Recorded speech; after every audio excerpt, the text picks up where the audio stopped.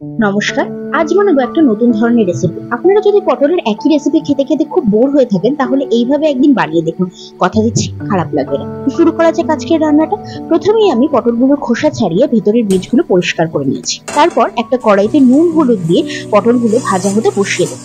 যতক্ষণ পটলগুলো ভাজা হচ্ছে ততক্ষণ একটা বাটিতে কিছুটা আমি বোনলেস চিকেন নেব, সেটাকে নুন আর ভিনেগার দিয়ে ম্যারিনেট করে রাখবো। এটাকে আমি পুর হিসেবে ব্যবহার করবো। তারপর পটলগুলো ভাজা হয়ে গেলে অন্য একটা পাত্রে তুলে রেখে ওই কড়াইতে দিয়ে দেবো পেঁয়াজ, ম্যারিনেট করা চিকেন, সামান্য নুন, বাড়ির তৈরি গরম মশলা, লঙ্কার গুঁড়ো আর সেজওয়ান।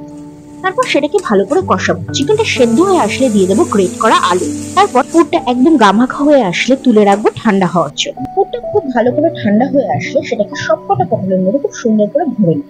তারপর বানাবো একটা গ্রেভি। তার জন্য কড়াইতে তেল দিয়ে দেবো পেঁয়াজ আর রসুন বাটা। সেটাকে ভালো করে ভাজা করব।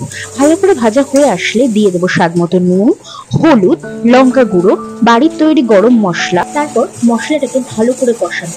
মশলাটা ভালো করে কষে আসলে দিয়ে দেবো পরিমাণ মতো জল। জলটা ফুটে উঠলে তাতে দিয়ে দেবো পুর ভরা পটল।